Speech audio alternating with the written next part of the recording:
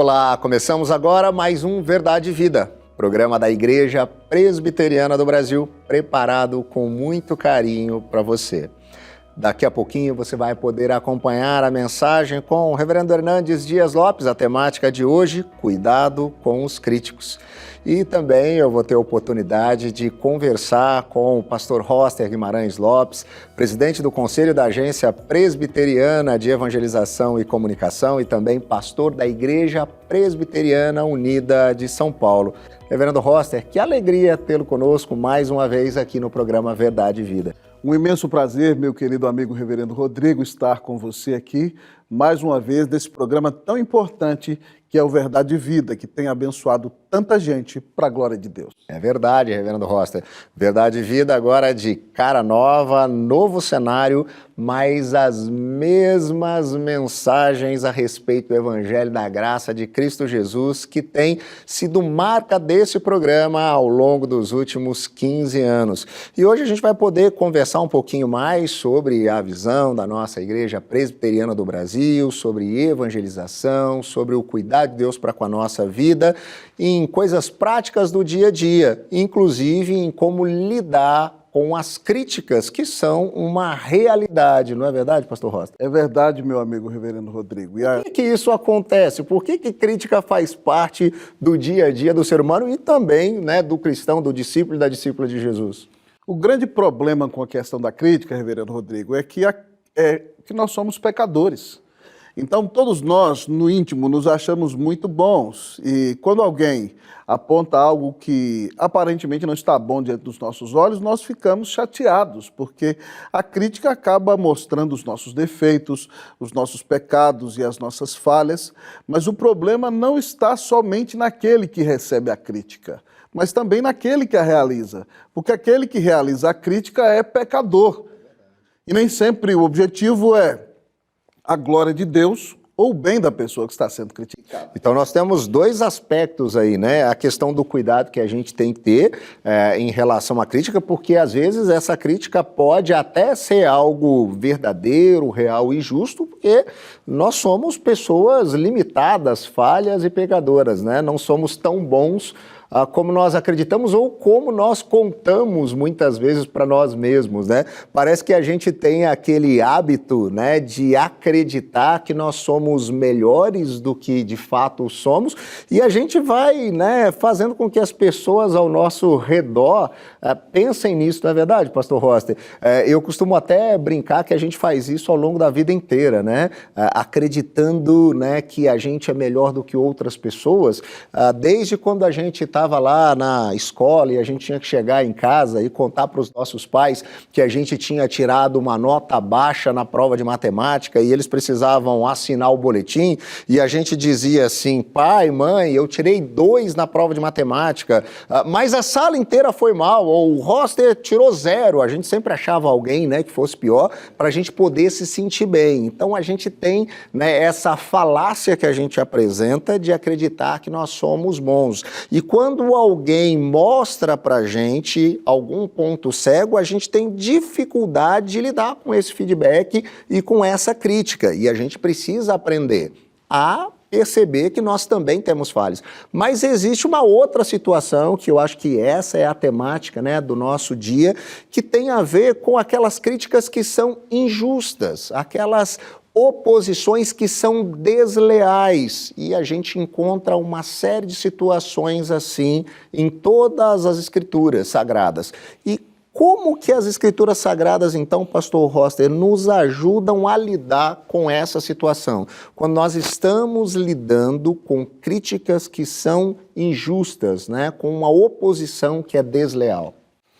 Uau, meu querido amigo Reverendo Rodrigo, a Bíblia tem muito ensinamento para nós em todas as áreas da vida.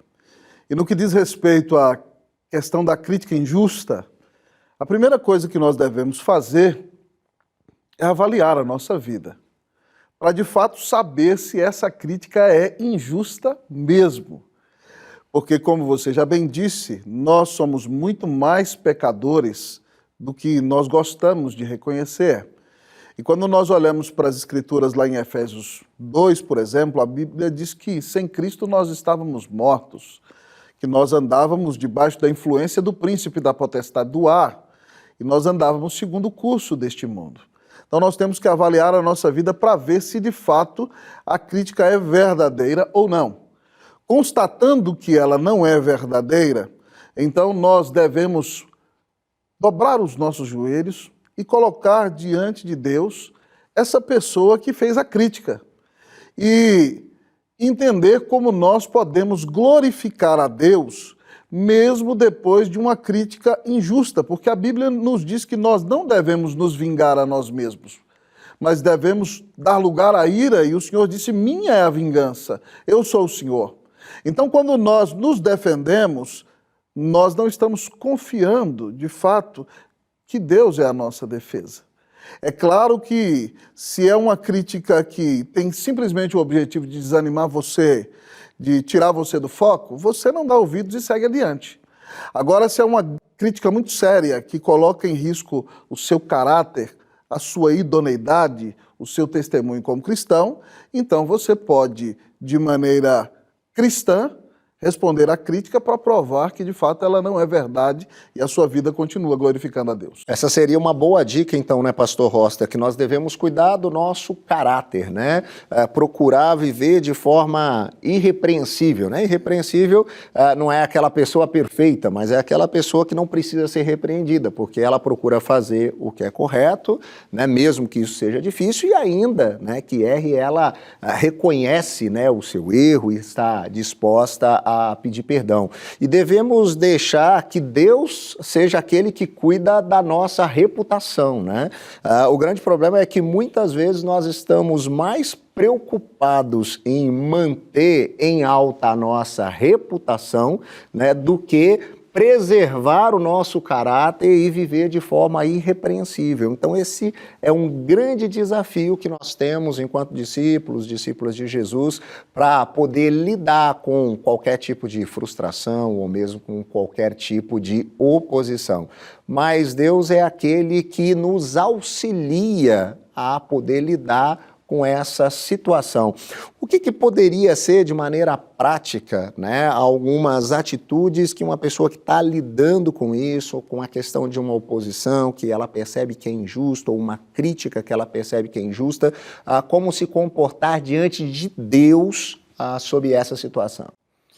Reverendo Rodrigo, diante dessa sua fala, eu me lembro do texto de Hebreus 12:3, que diz que nós devemos considerar aquele que sofreu tamanha oposição de pecadores, né, para que nós não nos desmaiemos, mas que nós devemos ter, de fato, os olhos postos em Jesus, que é o autor e consumador da nossa fé. Ele, em troca da alegria que lhe estava proposta, suportou várias críticas e foi à cruz e pagou os nossos pecados. Ninguém foi tão criticado como nosso Senhor. E ele foi criticado por amor de nós, porque deu sua vida na cruz para pagar os nossos pecados. Então nós devemos olhar para Cristo Jesus e colocar a fé no nosso Senhor Jesus Cristo, que nos amou e deu sua vida em nosso lugar. Confiando nele, nós temos a certeza de que, de fato, nós não precisamos nos preocupar com a nossa reputação, como você disse, porque o nosso objetivo é viver para a glória dele. Então, vivendo para a glória dele, nós quereremos agradá-lo. Se nós estamos buscando agradá-lo, como disse o apóstolo Paulo, se eu quisesse agradar a homens, não seria servo de Cristo. Então nós devemos continuar com o foco de glorificar a Deus em nossa vida. E eu acredito que um próximo e último passo é continuar a fazer tudo para a edificação daqueles que estão ao nosso redor. Então até aqueles que nos criticam devem ser abençoados com o nosso testemunho. E o nosso testemunho deve calar a crítica. Que bênção, que fantástico conselho, pastor Roster. De fato, que a nossa identidade possa estar estabelecida naquilo que nós fomos feitos por Cristo Jesus, agora justificados pelo seu sangue e feitos filhos de Deus. Que isso nos guie em todo o tempo e seja isso a trazer alento ao nosso coração, mesmo em meio às perseguições, em meio às críticas injustas. E você que está nos acompanhando, não sai daí não. Daqui a pouquinho, o pastor Hernandes Dias Lopes, olhando para um episódio específico da vida de Davi, vai conversar com a gente, trazendo a mensagem da parte do Senhor, ainda sobre essa temática, cuidado com os críticos. Daqui a pouquinho, no Verdade e Vida.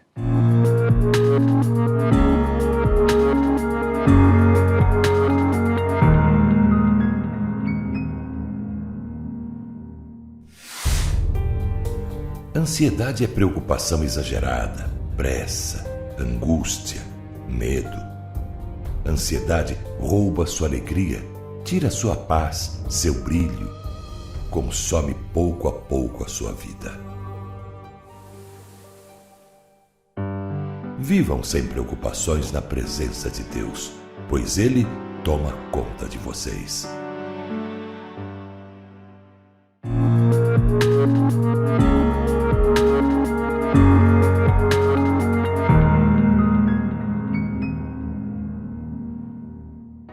É um grande privilégio estar aqui com você no programa Verdade e Vida, o programa da Igreja Presbiteriana do Brasil.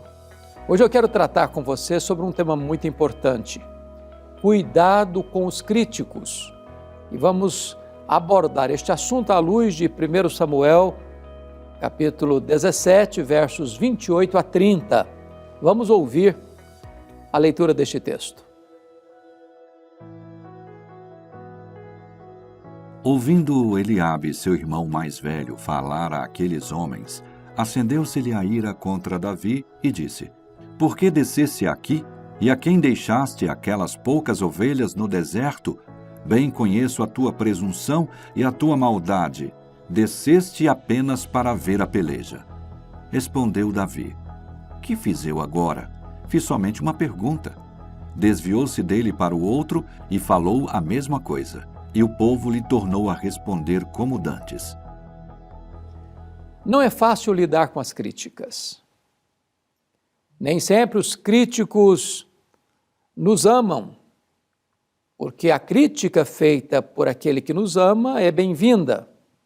As feridas feitas pelo amigo trazem cura, melhor do que as palavras de bajulação, macias como manteiga, mas que ferem como espada. O texto que vamos observar hoje retrata uma guerra que Israel travou com os filisteus.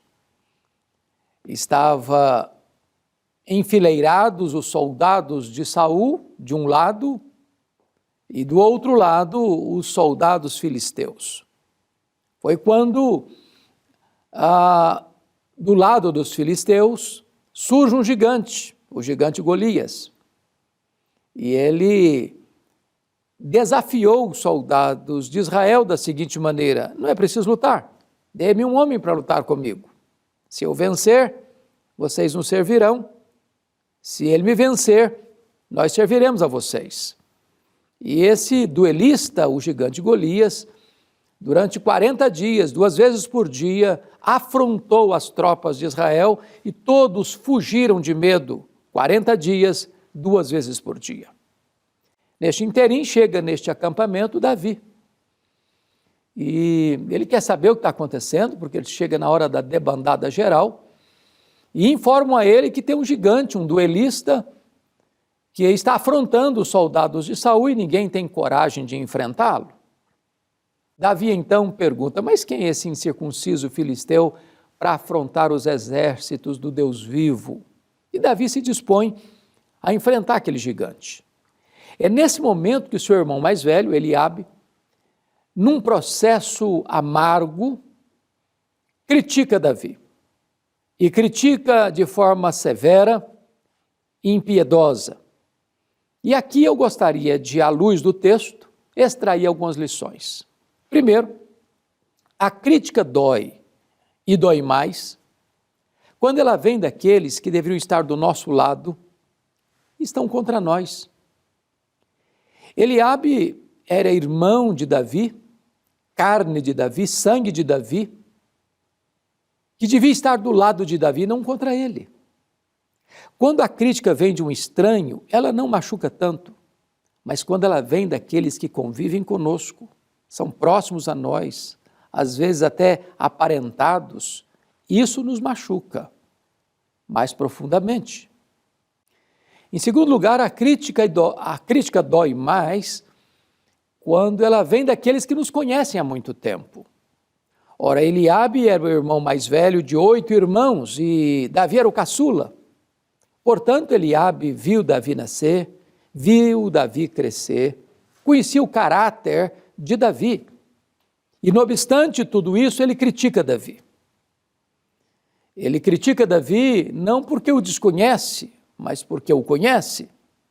Critica-o não pelos seus defeitos, mas pelas suas virtudes.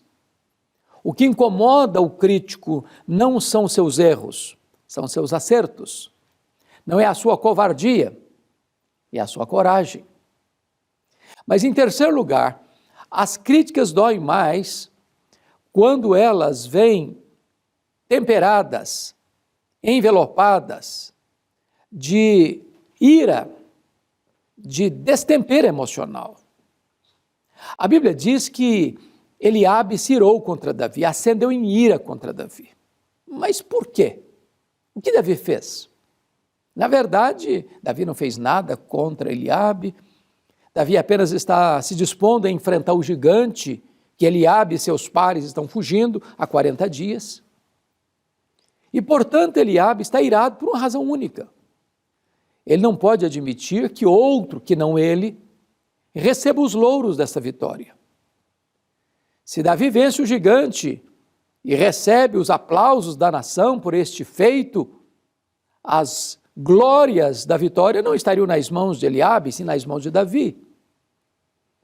E o crítico é aquele que não suporta que a glória de uma vitória seja de outrem que não dele. Ele não suporta ver o outro vencer, ele não suporta ver o outro triunfar. Por isso, Eliabe está criticando Davi. Mas, em quarto lugar, a crítica dói mais quando o crítico é contumaz. É quando ele não dá descanso, não dá pausa. É quando a sua única intenção é atormentar a vida da outra pessoa. Porque, se você perceber comigo o texto bíblico, está escrito no verso 29 o seguinte: Davi pergunta para o seu irmão: o que fiz eu agora? Eu só fiz uma pergunta. O que isso significa? Significa o seguinte, que Eliabe era um crítico contumaz, que o que ele mais sabia fazer era criticar. O crítico é aquele que enxerga um cisco no olho do outro, mas não enxerga uma trave nos seus próprios olhos. O crítico é aquele que não tem coragem de enfrentar os seus próprios problemas, transfere-os para o outro e critica no outro o que deveria tratar em si mesmo. É por isso que Eliabe pergunta o seguinte: o que eu fiz agora? Eu só fiz uma pergunta. E significou, Eliabe, quando você vai largar do meu pé? Quando você vai parar de me criticar? Até quando você vai continuar nessa rotina contumaz de me criticar? Parece que algumas pessoas têm esse ministério na vida, é criticar os outros. Você pode fazer tudo certinho a vida inteira, não vem um elogio sequer. A primeira coisa que desagradar, lá vem a crítica. Mas ainda, a crítica dói mais quando o crítico tem a síndrome de Deus. É exatamente isso. No verso 28, Eliabe diz assim para Davi: bem conheço a tua presunção e a tua maldade. Vieste aqui apenas para espiar a peleja. Veja você que Eliabe está fazendo um juízo de valor. Ele está afirmando aquilo que só Deus pode saber, que é o que está no coração. É importante entender que muitas vezes o crítico, ele não critica apenas as suas palavras e as suas ações, mas critica também até as suas intenções. Aquilo que é secreto do coração, aquilo que é foro íntimo, que só Deus tem o poder de conhecer. Mas veja você que Eliabe diz que Davi é presunçoso e maldoso. A pergunta é, esta crítica tem algum respaldo? Tem alguma base? É procedente? Se você notar comigo, no capítulo anterior, o capítulo 16, o profeta Samuel foi enviado à casa de Jessé para ungir um dos filhos de Jessé como rei sobre Israel. Quando o Samuel chega na casa de Jessé, a primeira pessoa que ele encontra é o Eliabe, o filho mais velho, um rapaz de porte atlético, diríamos hoje capa de revista, ou na linguagem da moçada, um rapaz sarado. E logo Samuel pensou, está aí o ungido do Senhor. E Deus disse, não, você só está vendo a casca, só o verniz, não é esse não. Todos os outros filhos passaram diante de Samuel e nenhum deles era o escolhido de Deus. Samuel pergunta, não tem mais ninguém? Respondem, bom, tem o caçula, mas ele está lá nas campinas de Belém, ele é pastor de ovelhas. Em outras palavras, a família está dizendo, ele não tem cancha, ele não tem credenciais, ele não tem performance, ele não tem capacidade. Ele está fora da lista. Mas Samuel disse, nós não nos assentaremos à mesa enquanto ele não chegar. Quando Davi chega, com cheiro de ovelha, Deus diz para Samuel, esse pode entornar o azeite na cabeça dele, pode ungí-lo como rei de Israel. Agora note você, que a batalha se desenvolve depois desse fato, e agora o pai de Davi diz para ele, você vai levar para os seus irmãos, para os comandantes lá da guerra, alguns pães, alguns queijos. Se Davi fosse de fato presunçoso, ele teria dito o seguinte para o seu pai, pai, o senhor não entendeu muito bem o que aconteceu aqui em casa. Eu fui ungido rei de Israel. Eu não vou me prestar esse serviço de office boy. Eu preciso cuidar da minha reputação, da minha imagem. Se o senhor quer mandar alguma coisa lá, chame outro. Eu não posso ir para essa função, não. Eu vou me rebaixar demais. Portanto, quando Davi aceita o papel e a ordem do pai de levar pães e queijos para os seus irmãos na batalha, ele não é presunçoso, ele não é maldoso, ele é humilde. Mas o crítico é capaz de transformar suas virtudes em defeitos. O crítico não suporta suas virtudes. O que mais incomoda os seus críticos não são os seus pecados, não são os seus defeitos, são as suas virtudes. É como aquela história do vagalume e da cobra. A cobra persegue o vagalume, persegue o vagalume, persegue o vagalume pulando daqui, pulando ali, pulando acolá, até que o vagalume para e pergunta, mas por que a senhora quer me destruir? Pergunta o vagalume à cobra. Eu fiz algum mal? Eu faço parte da sua cadeia de alimentação? A cobra responde, não, nada disso. Eu estou perseguindo você porque eu não tolero ver você brilhar. Esse é o problema do crítico. Ele tem a síndrome de Deus e ataca até aquilo que ele não pode ver e não pode sondar. Mas ainda a crítica dói mais quando ela visa humilhar você em público. Eliabe pergunta para Davi assim, no verso 28, Davi, com quem você deixou aquelas poucas ovelhas no deserto? O que está por trás disso? O que Eliabe está dizendo para o Davi é o seguinte, Davi, você não passa de um pastorzinho de poucas ovelhas lá no deserto, vem aqui querer dar uma de valentão e enfrentar um gigante que tem um exército inteiro fugindo dele. Quem é você, menino? Recolha-se a sua insignificância. Qual era a intenção de Eliabe? Era humilhar Davi em público. Era humilhar Davi diante dos soldados de Israel. Era colocar Davi debaixo da sola das suas botas. Esse é o papel do crítico, o contumaz, impiedoso. Ele quer destruir a imagem do outro para ele se sentir melhor, para ele se sentir maior. O que você vai fazer com os críticos? Davi nos ensina uma lição preciosa, está escrita ali no versículo 30, confira comigo. Diz o seguinte, respondeu Davi, que fiz eu agora? Fiz somente uma pergunta. Versículo 30, desviou-se dele para outro. Preste atenção nisso. Se você escutar esses críticos que querem destruir você, você vai perder o sono, o apetite, a paz, o foco. Qual o seu papel? Desvie do crítico para outro. Não permita que o crítico monopolize você. Não permita que o crítico destrua suas emoções, a sua alma. Não permita que ele roube a sua alegria, a sua paz, o seu foco. Você não foi chamado para gastar seu tempo com os críticos, você foi chamado para vencer os seus gigantes. Então chegou a hora de você tomar uma decisão, de se libertar daqueles críticos contumazes que não querem o seu bem, mas querem destruir a sua vida. Não gaste tempo com eles. Não perca tempo com eles. Não perca o foco por causa deles. Concentre-se naquilo que Deus chamou você para fazer. Talvez você tenha enfrentado algumas situações difíceis, de alguns críticos, de algumas críticas. A crítica, quando vem com boa intenção, é boa, diz a Bíblia. As feridas feitas pelo amigo trazem cura para nós. Eles nos confrontam em secreto e nos defendem em particular.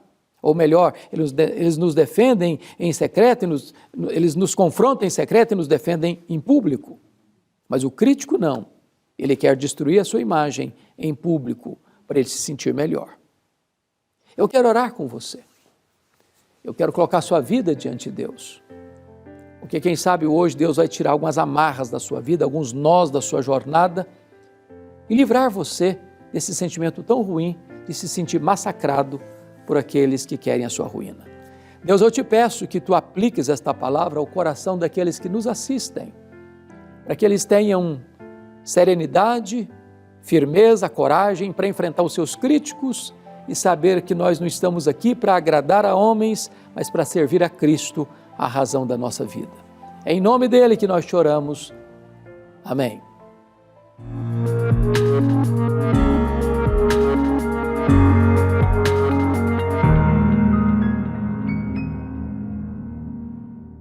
Chegamos ao final de mais um programa. Espero que você tenha sido ricamente abençoado pela palavra de Deus, pregada, compartilhada durante o programa Verdade e Vida de hoje, onde nós conversamos sobre o cuidado com os críticos. Quero aproveitar para agradecer você que tem sido nosso parceiro em missão, gerado a possibilidade de manter o Verdade e Vida no ar ao longo de tantos anos. E se você que está chegando agora quer conhecer um pouquinho mais sobre o nosso programa e sobre a Igreja Presbiteriana do Brasil, entre em contato conosco. Mande um WhatsApp para a gente, o telefone é o código de área 11 947 18 94 50. Você pode colocar lá a palavra vida e sabe o que vai acontecer? A gente vai mandar para você esse programa que você assistiu para você poder compartilhar com seus amigos e parentes e também você vai poder conhecer um pouquinho mais e receber mais informações sobre o nosso programa, sobre a nossa igreja. Você também pode nos seguir lá nas mídias sociais no @IPBOficial. E os outros programas Verdade e Vida você pode ver e rever novamente nos nossos canais no YouTube, no youtube.com/Programa Verdade e Vida e também no youtube.com/IPBOficial. Que Deus te abençoe e guie seus passos e até semana que vem, neste mesmo horário e nesse mesmo canal.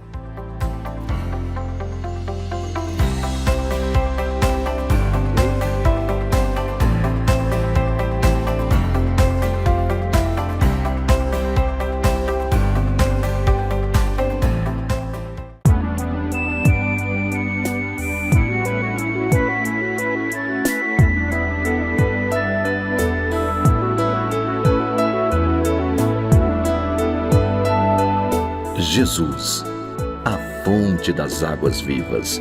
Aquele que tem sede, venha, e quem quiser, receba de graça a água da vida.